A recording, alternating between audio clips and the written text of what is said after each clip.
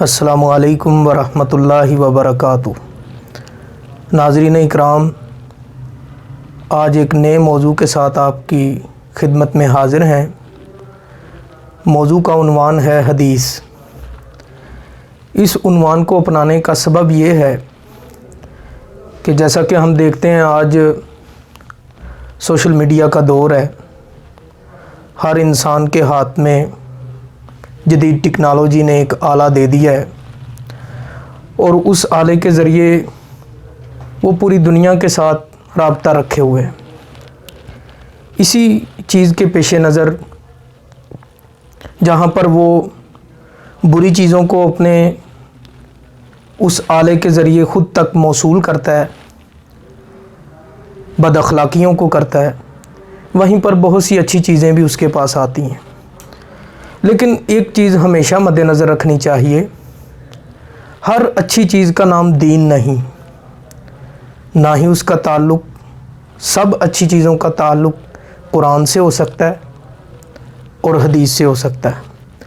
ہماری کوشش یہ ہے کہ ان جتنی بھی یہ 10-15 ویڈیوز ہم بنائیں گے ان میں ہم یہ بتا سکیں کہ صحیح حدیث کیا ہوتی ہے اور کسی حدیث کے نیچے اللہ کے رسول صلی اللہ علیہ وسلم کا نام یا کسی صحابی کا نام کیوں کر اور کیسے لکھا جا سکتا ہے، اور آپ اس صحیح حدیث کو صحیح حدیث کب کہیں گے۔ ہمارے ہاں اس موضوع سے یا اس علم سے ناواقفیت کی وجہ سے لوگ ہر قسم کی حدیث کو حدیث کہتے جاتے ہیں۔ چنانچہ نتائج یہ ہیں کہ اب شاید کسی بڑے عالم دین کا قول ہوتا ہے یا ایسے ہی کسی اخبار کے ٹکڑے سے کوئی چیز اٹھائی جاتی ہے اور اس کو سوشل میڈیا کے ذریعے پھیلا دیتے ہیں، اور پھر اس کا نام بھی اللہ کے رسول صلی اللہ علیہ وسلم کی حدیث رکھا جاتا ہے۔ اپنے موضوع کی طرف آنے سے پہلے میں اس عمل کی سنگینی آپ کے سامنے رکھنا چاہتا ہوں۔ پیارے پیغمبر صلی اللہ علیہ وسلم کا ارشاد گرامی ہے، جس بندے نے میری طرف کوئی چیز منسوب کی، کوئی بات، کوئی قول، کوئی عمل، اور وہ مجھ سے ثابت نہ تھی، فَلْيَتَبَوَّأْ مَقْعَدَهُ مِنَ النَّارِ، ایسا شخص آگ کے اندر اپنا ٹھکانہ بنا لے۔ حضرت عمر فاروق رضی اللہ تعالیٰ عنہ ایک مرتبہ گھر میں موجود تھے۔ ایک صحابی ان کو بلانے کے لیے آئے جن کا نام حضرت ابو موسیٰ اشعری رضی اللہ تعالیٰ عنہ ہے۔ دروازہ کھٹکھٹایا، حضرت عمر باہر نہ آئے۔ دوسری مرتبہ کھٹکھٹایا، پھر بھی حضرت عمر رضی اللہ تعالیٰ عنہ نے کوئی جواب نہ دیا۔ تیسری مرتبہ کھٹکھٹایا، اور تیسری مرتبہ کھٹکھٹانے کے بعد پھر چلے گئے۔ حضرت عمر رضی اللہ تعالیٰ عنہ اپنے کسی نجی کام میں مصروف تھے، اور تھوڑی دیر بعد باہر جب نکلے تو دیکھا کہ حضرت ابو موسیٰ جا رہے ہیں۔ حضرت عمر فاروق رضی اللہ تعالیٰ عنہ ان کے پیچھے گئے اور کہنے لگے، ابو موسیٰ تم جو ہے دروازہ کھٹکھٹا کر واپس کیوں جا رہے ہو؟ فرمایا، امیر المومنین، اللہ کے رسول صلی اللہ علیہ وسلم کا فرمان گرامی ہے کہ تم کسی کے دروازے پر جاؤ تو 3 مرتبہ دروازہ کھٹکھٹاؤ، اگر کوئی باہر نہ نکلے تو واپس چلے جاؤ۔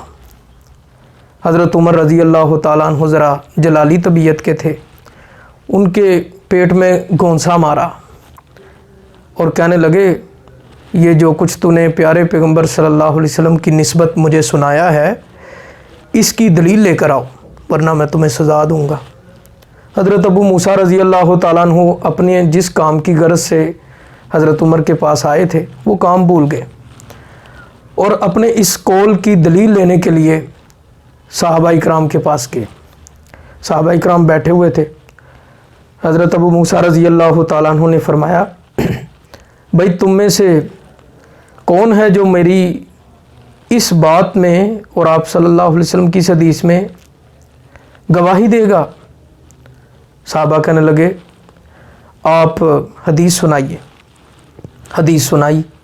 حضرت ابو سعید خدری رضی اللہ تعالیٰ عنہ کھڑے ہوئے اور کہنے لگے، ابو موسیٰ اس حدیث کی گواہی میں تو انصار کا ایک ایک بچہ بھی حاضر ہے۔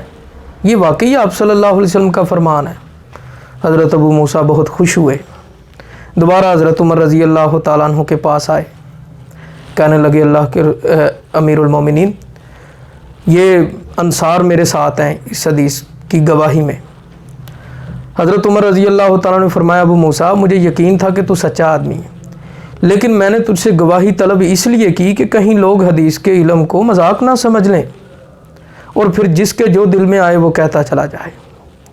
تو اس واقعے سے پتہ چلتا ہے کہ صحابہ اکرام کتنی احتیاط کرتے تھے کہ کوئی ایسا قول، کوئی ایسی بات، کوئی ایسا لفظ جو اللہ کے رسول صلی اللہ علیہ وسلم کی طرف منسوب ہو وہ مکمل اتھینٹک ہونا چاہیے، مصدقہ ہونا چاہیے، اور اس کے اندر رتی برابر بھی شک نہ ہو، کیونکہ معاملہ دین کا ہے، معاملہ علم دین کو آگے پھیلانے کا ہے، کوئی غلط بات لوگوں تک پہنچنے نہ پائے۔